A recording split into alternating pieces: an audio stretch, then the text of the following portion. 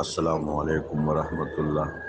یعنی ہم اور آپ اس کو اس طرح دیکھیں کہ قرآن عظیم نے ایک خاص اجمالی انداز سے ان چیزوں کو بیان کیا ہے، زیادہ تفصیلات کے ساتھ۔ صاحب خبر و نظر، بشیر النذیر، سراج منیر ہمارے آقا و مولا صلی اللہ علیہ وسلم نے بیان فرمایا ہے۔ رب جلیل فرماتے ہیں مکناہم فی الارض، ان خصوصیات کے حامل لوگوں کو اگر ہم زمین میں تمکین بخشیں گے، مراد ہے اقتدار و اختیار۔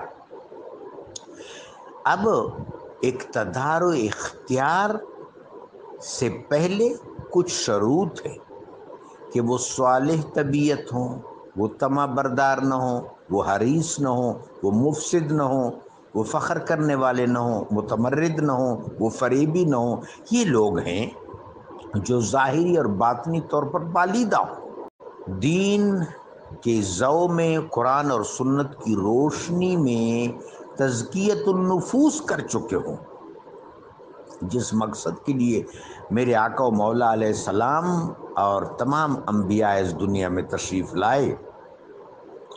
اب ان کو جب اختیار ہوگا تو فرمایا کہ یہ اقام الصلاۃ، یہ نماز قائم کریں گے۔ ہم اس بات کو سوچتے ہیں کہ کیوں فرمایا کہ ان خصوصیات کے حامل لوگ جب متمکن فی الارض ہوں گے، مختار فی الارض ہوں گے، تو پھر یہ نظام صلاۃ قائم کریں گے۔